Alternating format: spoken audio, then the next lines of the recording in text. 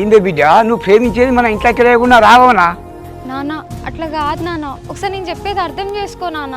ఆ రావుకు ఊళ్ళో ఎవడు కిరాయికి ఇవ్వకుంటేనే మన ఇంట్లో ఏదో కిరాయికి ఇచ్చిన కాదే గా రావు నువ్వు ప్రేమిస్తావానే?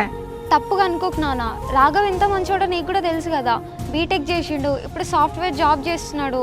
అందుకే ఇద్దరం ప్రేమించుకున్నాం నాన్న. మంచోడు చెడ్డోడు ఎంత బిడ్డ నాకు అర్థం కాదు. మనం మంచిగా ఉంటే వాళ్ళు కూడా మంచిగానే ఉంటారు. అయినా చిన్నప్పటి నుంచి నువ్వు తెలిసిన విషయమే బాగా చెప్పింది చేస్తామని గాని ఎట్లా ప్రేమించిన నాకు అర్థం కాదు. నాన్న నేను అవన్నీ ఆలోచించలేదు నాన్న, నిజంగా నాకు రాఘవ్ అంటే చాలా ఇష్టం నాన్న. అది ఏం ఇష్టం బిడ్డ చెప్పు. మన దగ్గర ఏం కాలిపోయిందే? కనీసం ప్రేమించే ముందు మీ ఎవరు గుర్తురాదా నీకు? అంత బాగా నీకు గుర్తురాదా అనే? అరే తెలిసి కూడా నువ్వు ఇక్కడ చెప్తావే. గుర్తు వచ్చారు నాన్న, మీకు చెప్పి మిమ్మల్ని ఒప్పించుకున్న తర్వాతే పెళ్లి చేసుకుందాం అనుకున్నాం. అది నువ్వు చెప్తే నేను ఎట్టు ఒప్పుకుంటా అనుకున్నా నాకు అర్థం కాదు. వాందేం కులం మనదేం కులం అసలు మన దాంట్లో అని పద్ధతులు ఏం మాట్లాడుతున్నావు నాన్న? మనం అసలు ఏ జనరేషన్లో ఉన్నాం? నాకైతే పట్టింపులు ఏం లేవు అసలు. అవునే బిడ్డ, ఇండో నుంచి ఊళ్ళే పానంకే ఎక్కువ పరువే అనే బతికినా నువ్వు ఆ పరువే పని చేస్తా అంటే నేను అసలు ఒప్పుకోను. అట్లా అనకు నాన్న, ఇంత దూరం వచ్చింది కాబట్టి చెప్తున్నా. నాకు బావతో పెళ్లి ఇష్టం లేదు నాన్న, నేను రాఘవనే పెళ్లి చేసుకుంటా. నేను రాఘవనే లవ్ చేస్తున్నా నాన్న, రాఘవ్ అంటే నాకు చాలా ఇష్టం. నీకు ఏమాత్రం భయం లేకుండా నా ముందు ఎట్లా మాట్లాడతానవే? పల్లెని పిల్లని గౌరవంగా చేస్తే నాకు మంచిగా బుద్ధి చెప్పిలే. నీకు అత్త ఏమాత్రం గుర్తు రాలేదా అనే? అది చిన్నప్పటి నుంచి తల్లి లేకుంటే నీకు తల్లిక పాలిచ్చే సాగింది కాదే.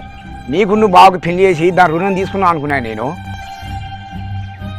ఇదంతా కదా బిడ్డ, నువ్వు చక్కగా రావాలమ్మని తీసుకురాపో, రావాలి తల్లితోనే మాట్లాడతా. నాన్న వద్దు నాన్న, ఆంటీకి ఏం తెలియదు నాన్న, ప్లీజ్ నాన్న ఇప్పుడు గొడవ చేయకు. బిడ్డ నువ్వు గేటు బయట ఉండే లోపలికి అస్సలు అడుగు పెట్టద్దు. బిడ్డ నువ్వు ఎవరు అమ్మని తీసుకురాపో. అసలు జానకి మెదడు పనిచేస్తుందో లేదో నాకైతే నిజంగా అర్థం కావట్లేదు. తనంటే ఇష్టం లేని అంత క్లియర్గా అయిపోయినాక కూడా నా గురించి వాళ్ళ నాన్న చెప్తా అంటుంది. అట్లా చెప్పింది అనుకో, నువ్వే రిస్క్లో పడతావు కదా. ఇప్పుడు ఆమె ఎవరినో ప్రేమించిన విషయం వాళ్ళ ఇంట్లో తెలిసింది. ఆమె ఇప్పుడు ఇంట్లో బ్లేమ్ అవుతుంది. ఆమె ఒక్కతే బ్లేమ్ అవ్వడం ఎందుకని నన్ను కూడా బ్లేమ్ చేయాలని చూస్తుంది. రాఘవా, నువ్వు ఇట్లా టెన్షన్ పడి కరెక్ట్ కాదు. అమ్మాయి అంటే టెన్షన్ ఉన్నది ఓకే, నువ్వెందుకు అంత టెన్షన్ పడుతున్నావు? ఒక్కసారి అమ్మాయిని కలిసి కొంచెం అర్థమయ్యేటట్టు చెప్పు.